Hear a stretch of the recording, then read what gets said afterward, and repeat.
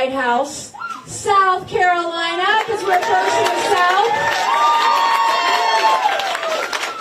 And Horry County, you guys and gals literally bleed red, white, and blue. Like it is MAGA blood. You guys love Donald Trump. Thank you for delivering Donald Trump, South Carolina, Horry County. Thank you. I mean, they went after President Trump. They indicted him. They raided his home. They impeached him.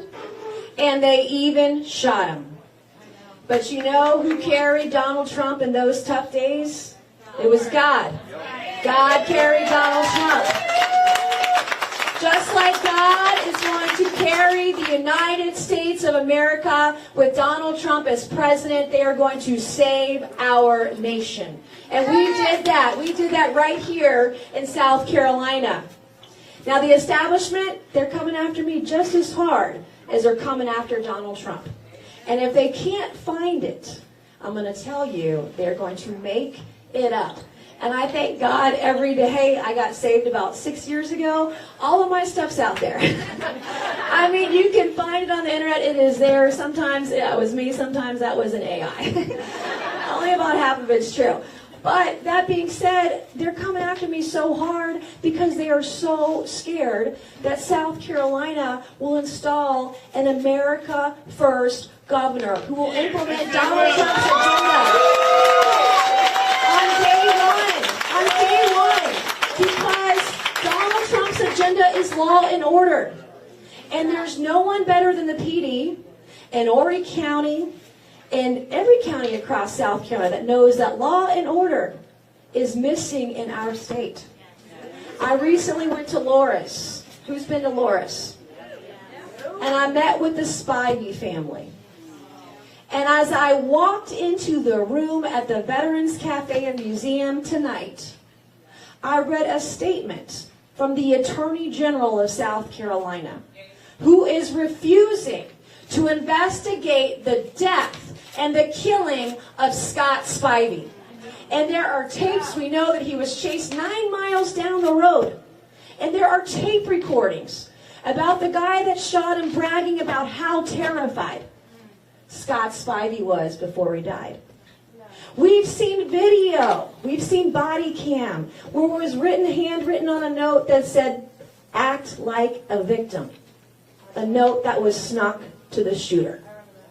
And you can't tell me, for a man who was shot 17 times from behind and killed by a bullet in the back, that our Attorney General could not investigate this case. He has refused. Boo, that's right, boo. We had a solicitor, this is in the Sumter County Judicial Area, 2 weeks ago, prosecuted one case of DUI.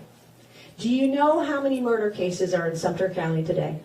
Over 60. If you roll down two hours down the road, south of Charleston, when you don't want to spend your money in Myrtle Beach, you come down to Charleston and we take your money, we cash all the checks. 2 hours down the road in Charleston County, guess how many murder cases are on the docket and not being prosecuted? Over 350 murder cases and attempted murder over the last 7 to 8 years. We don't have trials anymore. We don't have juries. And we don't have prosecutions. And you know why? Because the system is corrupt. We're only one of 2 states in the country that allow our legislators to pick the judges in this state. And then we have an attorney general who runs for office. And do you know who funds his political campaigns for office? The lawyers who have cases before the attorney general and his prosecutors. And then we have solicitors who are supposed to prosecute murder, who are supposed to prosecute child molesters, who are supposed to prosecute rapists. And they're elected. And do you know who funds their campaigns? The lawyers who have cases against the prosecutors. Now, someone tell me how that smells right. It doesn't. And that's why we have cases like Scott Spivey up here in the PD not being investigated, not being prosecuted. That's why we have hundreds of cases across the state not being investigated. Well, on day one, you know who's going to bring law and order to South Carolina? I, for damn sure, am bringing law and order to South Carolina. And just like Donald Trump, who started deporting millions of illegals on day one, and we have a lot up here in Horry County. Y'all see him getting dropped off. You see him at the Home Depot on the corner. That is happening here in Myrtle Beach, and we all see it with our own eyes. That is a fact. But in South Carolina, we are a Republican state. We are a red state. We're supposed to be a MAGA conservative state. And did you know that we have rogue sheriffs here in South Carolina who are sanctuary sheriffs, who are ignoring state law and federal law? And wouldn't you know, over the last 4 years, we had a sanctuary sheriff, Kristen Graziano, and I would say, pay very close attention to the protesters as you leave today, because you're going to see on their boards outside singing praise for sanctuary sheriff Kristen Graziano out of Charleston County, who for 4 years, said she would not work with ICE. She refused to work with ICE. She refused to detain illegal aliens, even though we get paid as a state for the beds that they occupy when they are detained. And she let out rapists, she let out murderers, and she let out pedophiles who are here illegally in our state. She let them walk free in South Carolina. They could leave Charleston and come right up in their car to Myrtle Beach, or Greenville, or Spartanburg, Columbia, anywhere in the state, anywhere in the country. She did that. And do you know who stopped her in November of last year? I did. I was the only person. Not a single statewide leader in South Carolina said a damn thing about Sanctuary Sheriff Kristen Graziano, but I did. And I got her unelected in a blue county that Kamala Harris won by 11 points. We got a Republican conservative sheriff in Charleston County, South Carolina by 1 point. And on day one, with ICE. We did that. South Carolina did that. MAGA did that. And just like I stopped the sanctuary sheriff in South Carolina, you know who else I stopped? I stopped George Stephanopoulos on ABC News. Did you see that? Crazy George Stephanopoulos. He tried to say the president was a rapist, and he's not. He's never been convicted of rape. And I, as a rape survivor, went to bat for the president over and over and over again, because I know, just like we have in Horry County, we got real men in Horry County. That's right. Got real men, and y'all are packing heat, and we appreciate it, but real men protect women. And Donald Trump has protected women from day one. Day one. And so in that interview that I did in New York with George Stephanopoulos, I don't mind doing it. I'll go into the Lion's Den. Bill Maher just called me the other day, asked us to come on the show, and I'm going to do it. I'm going to go into every Lion's Den, because we need people to hear the MAGA message, the independent voice that Donald Trump is, that he's going to save our country. In that $15 million interview, I call it, Stephanopoulos learned a $15 million lesson. Trump won that defamation suit, right? And how Nancy Mace will not back down, and Nancy Mace will hold the line. I don't want a commission, okay? That would be really nice if I could get a commission off that $15 million. Imagine how many bridges we could build with that. But I haven't told the president this, but my one ask, I just want one ask, because the $15 million is supposed to be used to build his presidential library. I just want my name over a women's bathroom. I just give me a plaque. Just give me a plaque with my name on it and say, only women here. And that's what we're going to do. But just like I stopped the sanctuary sheriff in South Carolina, I stopped George Stephanopoulos.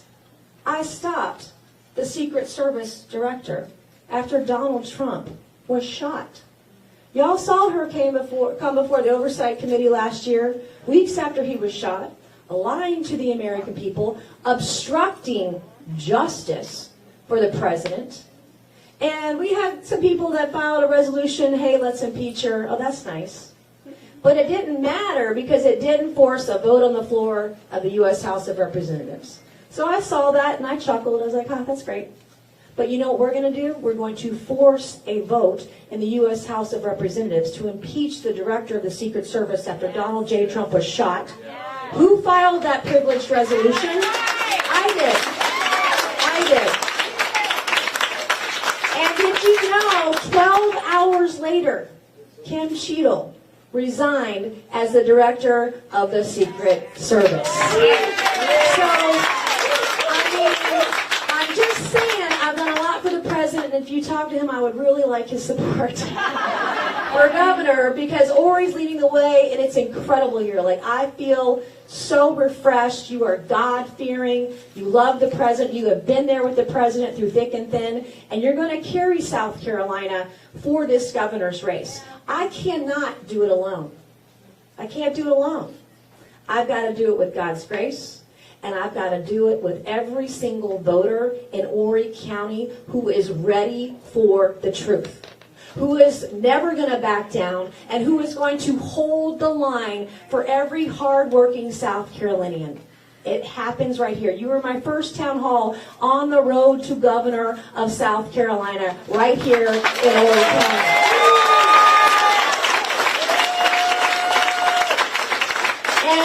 Before I wrap it up, because I want to do a little bit of policy, because the press says I like my pajamas. They want to write about my pajamas, they want to write about my memes, and they're funny. I think it's funny. Some of it's very funny because the ridiculousness of the left, they're insane, they're lunatics. I have a little bit of fun with it. I want you to know what it's like to drive 12 hours through the night, to get to D.C.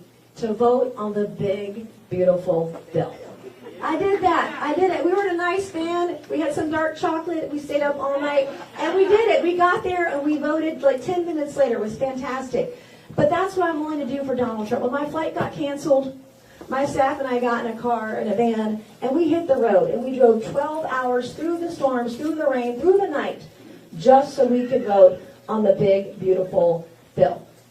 The last thing I want to say, two more things, is that when we elected Mike Johnson as Speaker in January, it was really important for Donald Trump to get the Speaker that he wanted, and that we did it in the first try. Because if we didn't do it in the first try, it was going to be days, weeks, and months before we had a Speaker of the House. We were down to 2 holdouts who were unwilling to vote for Speaker of the House Mike Johnson, whom Trump wanted. One of those 2 holdouts is in this race. So you know what I did? I called the president on my phone. And he's like, Nancy, I'm golfing. And I said, Mr. President, we got 2 more holdouts. And he'd been on the phones, he'd been working it. He got to the first 7 of the 9, and we were down to the last 2. And I shoved my phone in the face of the Speaker, Mike Johnson. I said, the president's on the phone. And what are we going to do now? And I put the last 2 holdouts on the phone, not just my phone, my personal phone, with the president and with Mike Johnson and with the last 2 holdouts in a private room. And what I witnessed the president do, the deal that he negotiated, the way that he brought everybody together in the room who had opposing views, opposing issues, because in the Republican Party, we believe in freedom. We believe in independence and independent thinking. We don't always agree. And that's okay, but when there's one guy in the room that can bring all of us together, I witnessed it, and that man was Donald J. Trump.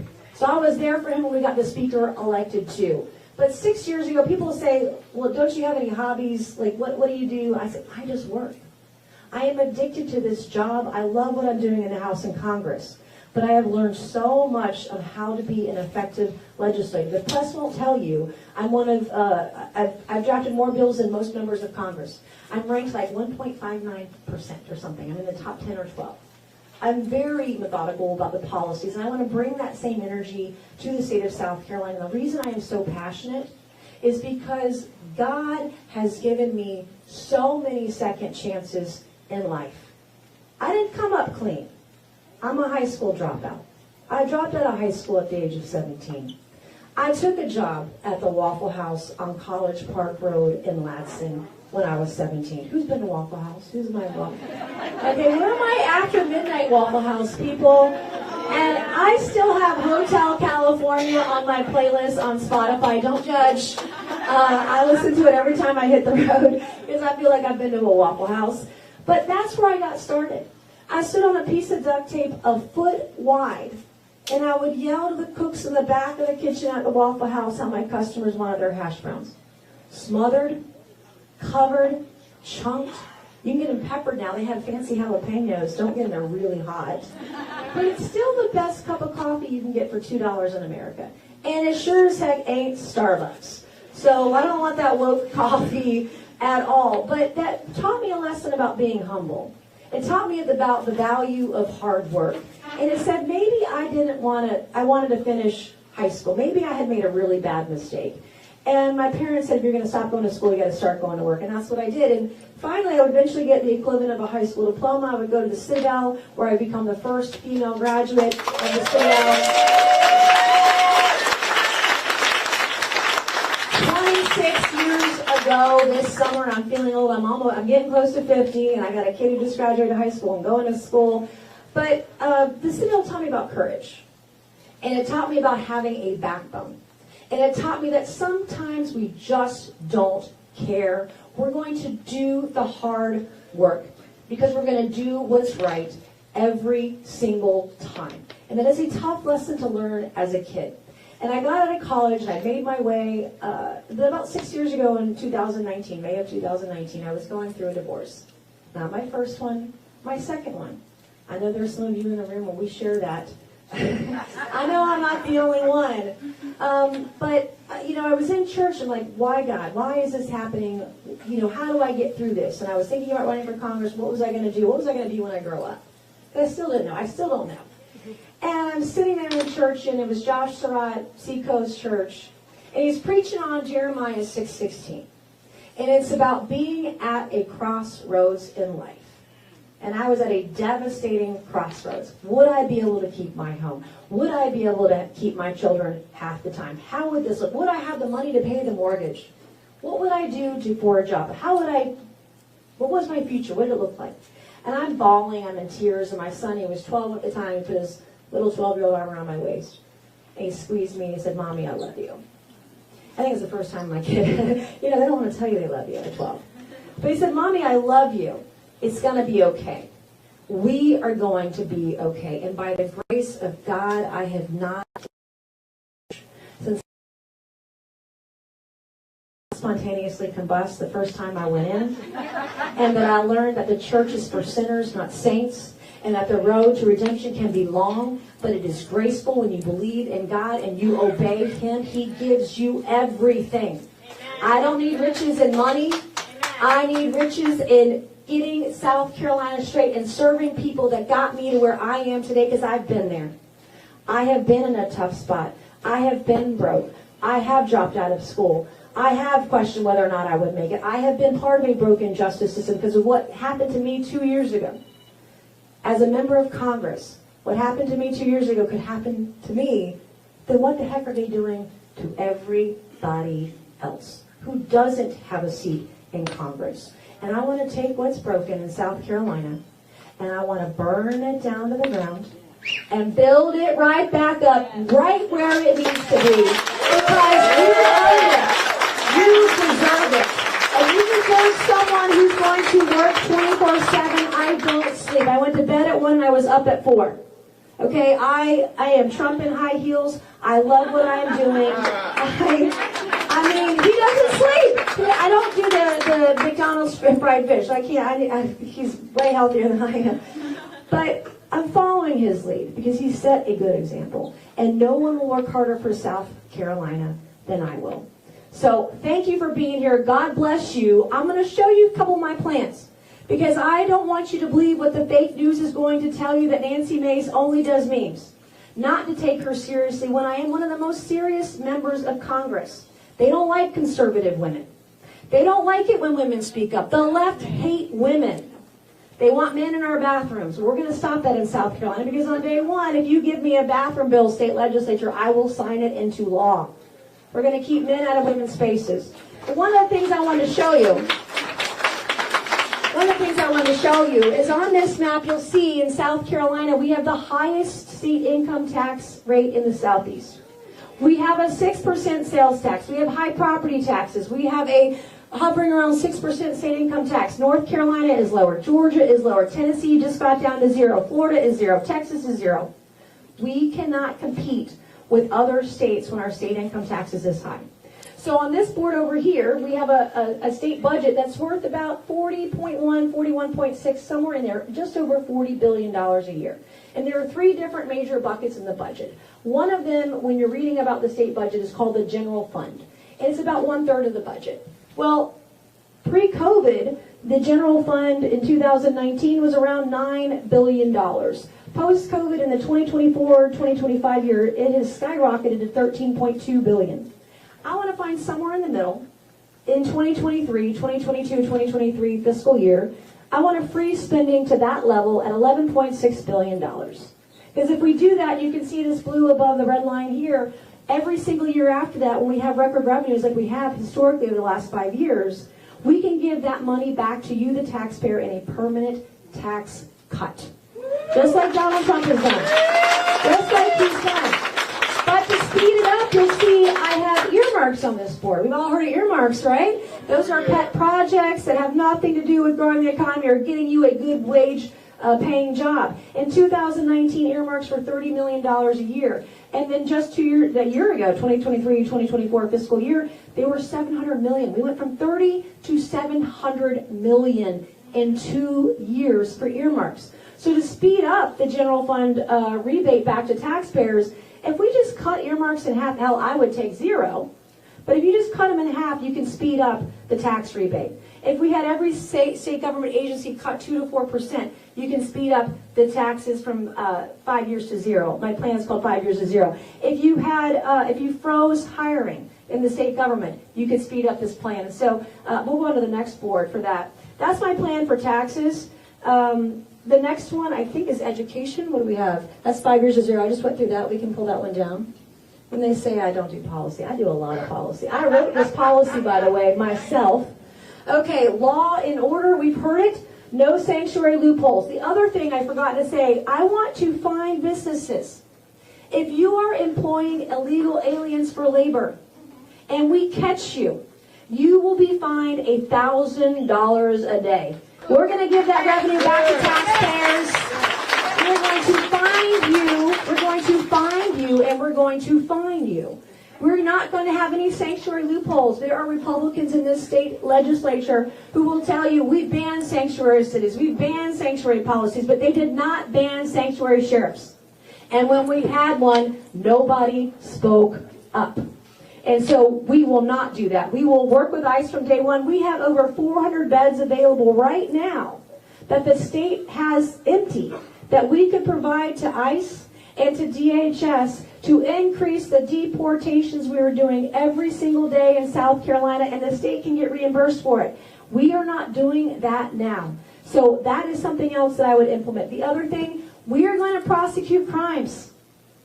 Gone are the days of no juries. Gone are the days of no prosecutions.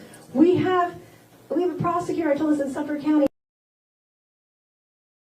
case 2 weeks ago in 1 week. And there were 60 murder cases in Sumter. It's crazy. And if we have solicitors that are refusing to prosecute cases, I want the state to defund those prosecutors. We're done. We're done. I want justice for every single victim in South Carolina. I also want to increase the penalties for violent crimes. We're not following the mandatory minimum sentencing. We're not doing that. And for some of these crimes, you're getting a $100 fine, a $500 fine. It's nothing. And they don't even have to pay it. And I will tell you, there's a case I'm talking about that Alan Wilson, our Attorney General, prosecuted recently, and he denies it, he lies about it, is the case of Donald Gresh. And I encourage you to go Google Donald Gresh. He's a convicted pedophile. He was found with 1,900 images of toddlers as young as 3 being raped by animals. I am not lying. You can find the files, the police reports and everything. Police are men and women in blue. They do all the investigation. and our AG and our solicitors don't prosecute. That's what happened in this case. He was charged, he was indicted. There was a nice big beautiful press release that Alan Olson put out. Oh my gosh, we're going to prosecute this pedophile. 60 years. He's looking at 60 years. Alan Olson did a plea deal in 15 minutes and denies it. It's in the paperwork. You can read it for yourself. And in the plea deal, they pled down every indictment except for one. Does anyone want to guess how many days Donald Gresh served in jail?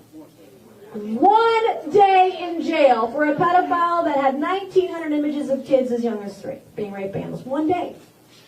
Donald Gresh isn't the only one. Do you think that would ever happen on my watch? No. Hell no. Not happening. On education, we have been talking about school choice for decades. I, of course, support school choice, and I support expanding school choice. But in the meantime, until we have that fight in the courts, there were 2 things. The state of South Carolina, we're about 25th in the country on what we spend per student. Okay, we're 25th, right in the middle. We're like dead last in outcomes. I mean, we're behind Mississippi. I don't want to be behind Mississippi in anything. If you're from Mississippi, we love you. Thanks for bringing your money here. But I don't want to be behind education in Mississippi, okay? It's 2 things. Number, and I'm modeling this a little bit after Florida. Okay, I have read what other states are doing. We're not going to reinvent the wheel. We're going to do what other states are doing, and they're doing better. They're doing well. We want to do it too. Mandatory, automated, you're held back in 3rd grade if you can't read and write. Okay? We're going to narrow those exceptions. I want our young boys and girls to be able to read and write, because if you can't read and write, if you're not ready for middle school, you'll never be ready for high school, and you'll never be ready for those good paying jobs we have right here in South Carolina. And if the kid cannot read by 3rd grade, then we're going to assign them a reading mentor. And they're going to be required to read 90 minutes a day while they are in school. That is what the state of Florida does. We can do it here in South Carolina, because literacy is the way to bring our children out of poverty and into prosperity. And then the second thing that I want to do is I want to have 2 very distinct high school diplomas. Not everybody in this room has a college degree. You don't need one. In fact, my plumber, oh my God, who's called a plumber lately? I think I'm paying like $300 an hour, $400 an hour. My plumber vacations in the summer in Cape Cod. So I'm doing it wrong. You know what I'm doing when I retire? I'm going to be a plumber. But I want to have 2 very specific degrees. One for the kids who are going to go on to college, a 2 or 4 year degree. That's great. But then I want to have a second track. I want these students ready and certified in a trade and highly skilled job. Okay? We will have a specific diploma track. If you are certified to weld, you get a high school diploma. If you are certified to become a plumber, you get a high school diploma. If you are certified as an electrician, you get a high school diploma. If you get your CDL or commercial driver's license, you are going to get your high school diploma.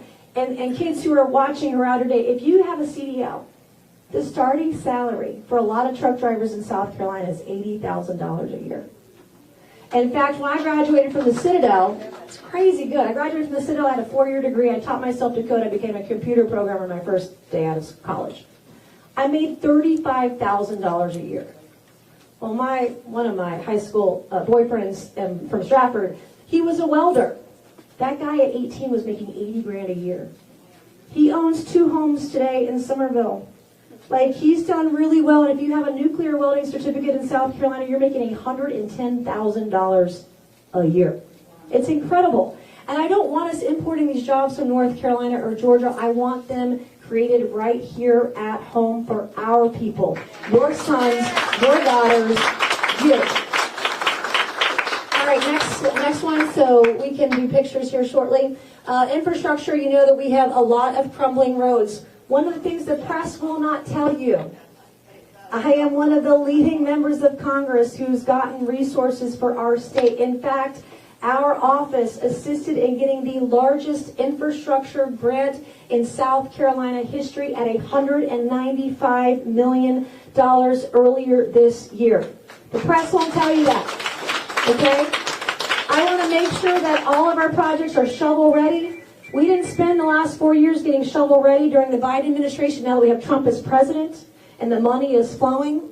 I want to audit SCDOT. Of course, we're going to build I-73. That's happening. Yes, get an applause for that. That's been a long time coming. And I want to work hand in glove with our delegation in Congress to show them how we can get these authorizations, how we get the appropriations, getting more grant funding. It is going to be a robust operation because we are not there yet. We don't have the resources that we need to take care of our own roads and bridges. And then lastly, I got two more things. Women and kids and the energy. On the women and kids crisis we have, did you know that your tax dollars are funding colleges in South Carolina who can't define what a woman is? Did y'all see my video? If you're not following me on X, I'm at Nancy Mace. But a couple months ago, I discovered that Clemson University had a form on their website with 15 genders. And did you know male and female were not two of the genders? I am not lying. I did a video on social media. 3 hours later, I got a call from the president of Clemson, and the form was taken down.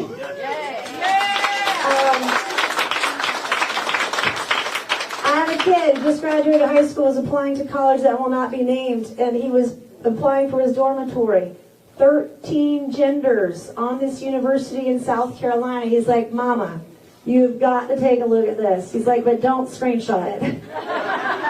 I screenshot it, okay? I couldn't help myself. So I did a little video on social media.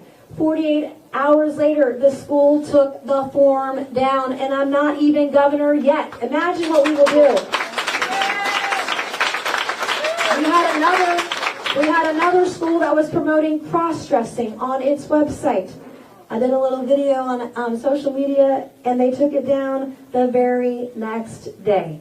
And I will not fund a single college or university that decides that men can be women, men can be pregnant, men can be in our girls' locker rooms and dormitories and showers. No, I'm not doing it. And I'll sign a backroom bill.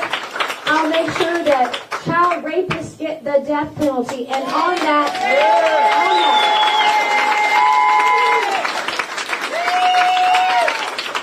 oh, the press is going to be so mad. They're not going to tell you about this one either. 3 weeks ago, we did the National Defense Authorization Act in Congress. I sit on the House Armed Services Committee. And this is where we do all the authorizations for the Pentagon and the DOD. You're not going to like this. Guess who got some of the highest number of amendments in the Defense Authorization Act? I did. 26 amendments on that committee. Now, one of those amendments was to amend the UCMJ, the Uniform Code of Military Justice. If you are a child rapist, you will get the death penalty. We did that 3 weeks ago in Congress. So I put my money where my mouth is. We're doing it. And then on energy, we have an energy crisis. The state spent $9 billion about a decade ago to build VC Summer or a nuclear plant, and you didn't get a damn thing back from it. $9 billion up in smoke, poof, gone. We're not going to do that. I'm actually working with the EPA right now on energy policy, but we're going to work smarter, not harder. We're going to have an all-of-the-above approach. I'm working with the EPA now to be able to for South Carolina to be able to generate energy off backup generators, for example, sell it back to the grid. But 2 weeks ago, the state shut down 5 facilities so that we wouldn't have a rolling blackout here in South Carolina. We have an energy crisis, and it's here. I want us to get in on these small modular reactors, the SMRs. We've got data centers popping up. We want to have small nuclear, more affordable, but we've got to get it here in the U.S. I recently met with the Japanese consulate.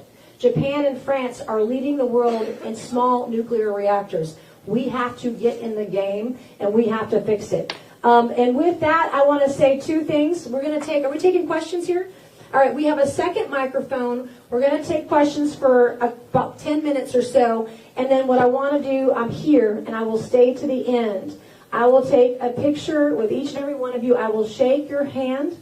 I will give you a hug if you need it. I will take a prayer if you'll give it, because this is a fight. This is not a sprint. It is a marathon, and I need all the help I can get. You can also tonight when you get home or before you leave your car and drive away on your phone, you can go to nancymace.org, and you can just give $1 and tell us that you were here tonight. and tell us that you will support our campaign. I won't ask for anything more, just $1. Because my opponents are going to have big money from big companies and big special interests, and we are grassroots funded. And I will tell you, the grassroots in the first 10 hours of my campaign for governor, you in the grassroots raised more money in the first 10 hours of my race than any other candidate has in this race in 10 days, their first 10 days. You did that. And online, our average donation was $22 online. I'm not even asking for that. Don't even do that. Just do $1 single, please. With that, we'll do some questions. I love Horry County. I bleed red, white, and blue with all of you. And if you love Trump, I hope you'll love some Nancy Mace, and I'm going to need your help on the campaign. I will take any questions tonight. God bless each and every one of you. Thank you. Oh, we're having trouble with the second mic. Okay, do you want to shout? You want to find somebody and we'll just shout? Hi. Do you intend to take any action to remove fluoride from our water? Fluoride from water, I would support any action to remove fluoride from our water and also ban chemtrails. Like, we should do that too. Other states are doing it. Tennessee, I think, recently did it as well. Florida just did it. We will follow. Again, I want us to lead. I don't want to be following. But if we have to follow other states until we get there, we will do it. But I support it. Yep. And even if you're a Democrat in the room, I will take your question. Just don't tackle me. I'll take any question. Oh, we have a microphone. I'm really big on the law and order part of your campaign. My husband is part of NYPD and PAPD, and he was on your task force for the airport in Charleston 2 summers ago. At that time, I had a private conversation with a neighbor regarding how one of our local Goose Creek police officers is trans, which got screenshotted and sent to my city administrator, who then sent it to the chief of police there, who then tried to get my husband fired twice based on all lies. I have for you my full statement and the investigation done by chief of police at the airport. I've also been in contact with several senators and House of Representatives, and they say to come to you because you're going to make the noise. Yeah, and I will. Being from Goose Creek. Yeah, no, I am from Goose Creek, and I'm so sorry that happened. Jamie, can you take that from her? Yes. You know, you've got a First Amendment right. You can't be fired for that. You have a First Amendment right. Well, it wasn't even my job. She went after my husband with complete lies, all proven in that. If you can read it. Yeah. And there's even more. I have screenshots. And I'm deeply sorry. I had many cops reach out to me after this, confirming it, saying they would testify, and they also sent me screenshots of their group chat of the traffic unit. Where they target people, they laugh about it, they target people and neighborhoods. Yeah, I'm a victim of the justice system, like you all are, and we have a lot of victims that are coming forward and asking for help because they know I'm the only one who will make the noise to get justice for victims. I will do it no matter the cost. I have risked my career trying to help victims. And I've done that my entire career, but particularly early this year in February. I am willing to risk my career for you, for your family, and do what is right and hold those accountable to do what's right, because law and order is going to come to South Carolina. It's going to come. Nancy, back when the floods happened in North Carolina and Trump was visiting, he said he was going to make sure that everybody that was in a endangered area or lived in the coastal community would get a tax credit on the generator. And he hasn't brought that up lately, so will you just please remind him? I can absolutely remind him. The other thing I want to say about FEMA and disaster relief. So I did a bill last year that would take funding, about $1.45 billion, out of FEMA because FEMA was caught housing. They had a housing program for illegal aliens. The White House denied it, and wouldn't you know, there were Republicans and Democrats in Congress who voted to give FEMA $1.45 billion to spend on housing illegal aliens. It's incredible. And I did a bill for that, and you know, I will be the biggest voice as governor making sure that does not happen again. Yes, I'd like to know what your stance is on the Second Amendment, banning rifles or what have you. We're not banning anything. We're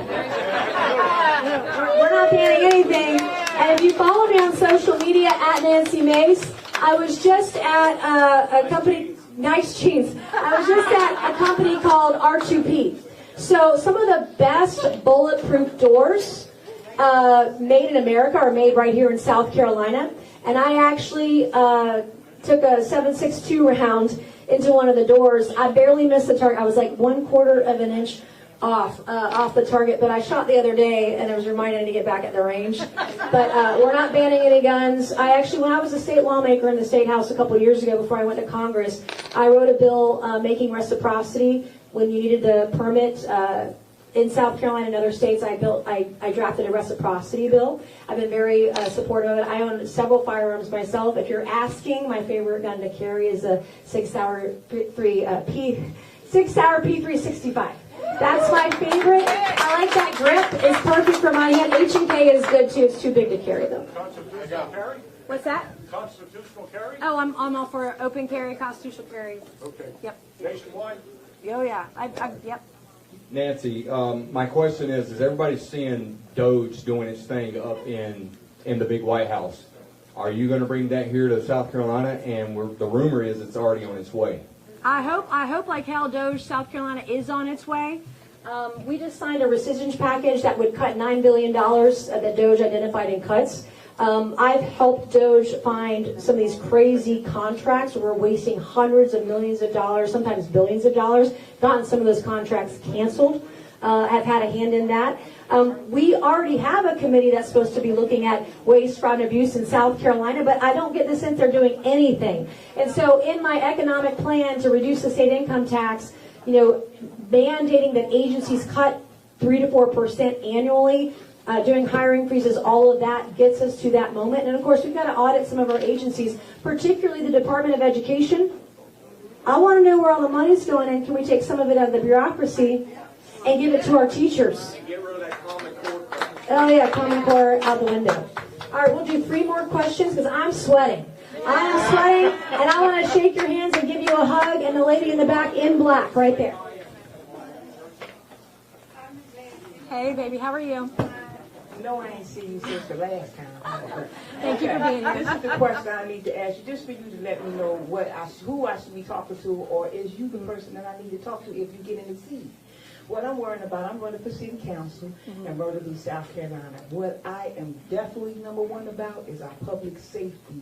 So what about as far as, giving the money and helping out, giving us more, trainees and give us an incentive or whatever we can do to make better for our safety for our areas, put it that way. So with regards to public safety and training, we have basically one police academy. And you have to go to Columbia to train there. When I was a state lawmaker, I worked with different chiefs of police in South Carolina to get resources to regional areas, whether that was Horry County or the Low Country, the PD, the Low Country, the Midlands, the Upstate, etc., to have regional training facilities so we could more quickly train our policemen and women. That still hasn't happened. And it doesn't have to cost a lot to do it. But we're not doing it. And it is something that I would support because we've got guys who sign up to put their life on the line, guys and gals, to put on the uniform and keep our communities safe, and they can't get trained. And so they sit there for 6 months, 9 months, however long it is, pushing some paper and a pencil behind a desk, not getting trained and getting out there on the streets and keeping us safe. And the other thing that we have to do, because I've gone on some ICE raids, I have gone on some drives, some rides, ride-alongs with police. But we also have to have our community, our business community, also get on board. We have hotels that they call zombie hotels that you can drive by. And you can see people high as a kite on drugs and prostitution and fentanyl and human trafficking and all these things. And where are our municipalities and counties and towns? Where are the resources to help them fight this kind of thing that's happening right on the streets of South Carolina? And then we know that there are certain streets in our state that are taken over by the Sinaloa cartel, by the MS-13 gangs, by Train de Agua. I mean, in my hometown of Goose Creek, like 4 years ago, like one of the largest human trafficking busts in Goose Creek, 28 people arrested. We had 3 Train de Agua members arrested a couple weeks ago for trying to steal from a gun store in Summerville, South Carolina. It's crazy what's happening, which is why I want our state, we gotta have trained law. I would deputize our police officers to detain illegals. Let's go. I'm ready. Let's go. All right, one more question, I think. One more question. I would like to know what you're gonna, the kids that are graduating, they need to know how to be an adult, to take care of themselves, to clean. Can we bring back home ec? To go to the We do grocery home ec. We store, gotta bring back home ec. you know, to open a checking account. They need American history. They need all those things to survive in the world. And the majority of them don't get that. And if our schools and the parents don't do it, how are we going to have good citizens in this country? Yeah. I love it. I think I heard you want to bring home ec back and teach those basic skills. We can bring home ec back. I also want to bring back cursive. Like these kids, they don't know how to sign their name. Like, how can you sign your name if you don't learn cursive? And the thing, I love to write. All those boards you saw, my policies, I wrote that. Op-eds, did you see that I write them. I love to write. And when you learn to write, especially when you learn to write in cursive, our kids learn to think. And so we have got to bring cursive back so our kids can get to critical thinking. Thank you all. God bless. We're going to do a line. Piper's going to tell you how we're going to do it. Okay? All right, everyone, so we'll take your phone, we'll take a picture, then you'll look at our camera, we'll take another picture. We'll all line up right here, and we'll feed out this way. Make sure we have a clear path to get out of the door. It may be raining out there, but that way we can all get out safely. I think the line should go this way. Mine should start over there. Mine start over there. I stand. The line will start over here, and we will funnel out this way.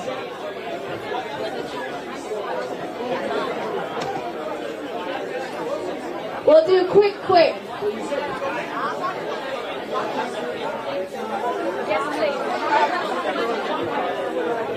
Everyone, make sure you have your cell phone out, ready to take a photo.